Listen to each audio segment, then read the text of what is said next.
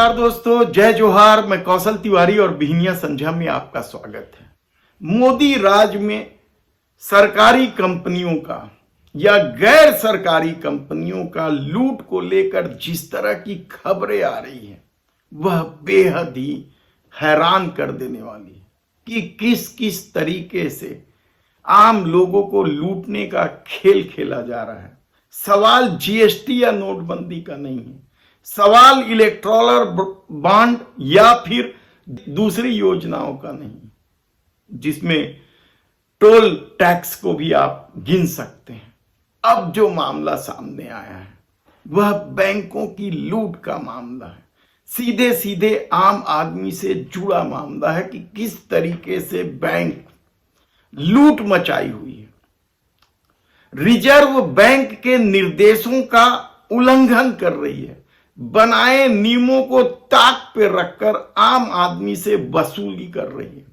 और आलम यह है कि जो रिपोर्ट सामने आई है वह साफ संकेत देता है कि बैंकों से क्रेडिट कार्ड को लेकर डिफॉल्ट होने से ज्यादा बड़ा अपराध मिनिमम बैलेंस नहीं रखना है। और मिनिमम बैलेंस किसका नहीं होता है? रईसों का तो होता नहीं, व्यापारियों, बड़े व्यापारियों का तो होता नहीं, कारपोरेट सेक्टर का तो होता नहीं। मिनिमम बैलेंस के प्रभाव में केवल आम आदमी पीसता है, मिडिल क्लास और गरीब आदमी। और उस पर ब्याज 3 स्लैब में जिस तरीके से वसूल रही है, आप कल्पना कर सकते हैं कि यदि आप क्रेडिट कार्ड में डिफॉल्ट होते हैं तो आप केवल 40% ही ब्याज देते हैं, लेकिन यदि आप मिनिमम बैलेंस के शिकार हो जाते हैं तो बैंक आपसे औसतन 103% पैसा वसूलती है, पेनाल्टी लगाती है। और इस दौर में बैंक अपनी कमाई तो बता रहा है, लेकिन आम आदमी की तकलीफ सत्ता भी देखने को तैयार नहीं है। जो सत्ता दावा करती है कि आम आदमी के हित में काम कर रहे हैं, सबका साथ सबका विकास, वह सत्ता बैंक की इन लूट को चुपचाप आंख बंद कर देख रही है, क्योंकि बैंकों से ही कारपोरेट सेक्टरों को लोन दिलाना है और बैंकों का पैसा ही बट्टे खाते में डालना है। इसलिए बैंकों की इस लूट पर मोदी सत्ता खामोश है कहा जाए तब भी गलत नहीं होगा। और यह खुलासा किसी और ने नहीं, फाइनेंशियल विसिल ब्लोअर सुचेता दलाल, इस संस्था फाइनेंशियल विसिल ब्लोअर ने की है। मनी लाइफ फाउंडेशन और आईटी बॉम्बे के एक्सपर्टों ने लगभग 25 बैंकों के इस खेल को उजागर किया है।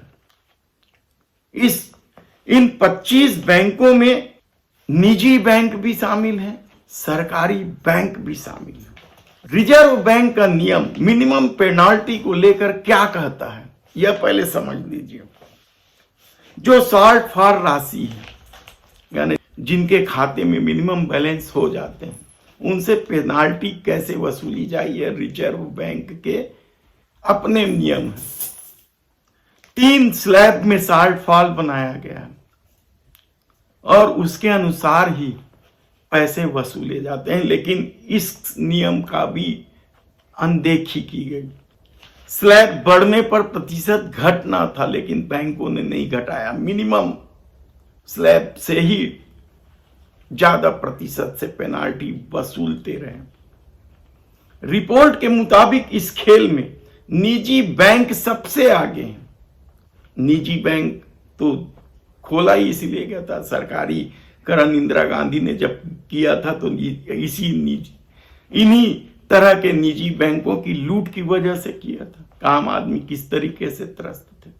लेकिन अब जो एक और मामला सामने आया है, मिनिमम बैलेंस का तो है ही है, हम विस्तार से बताएंगे।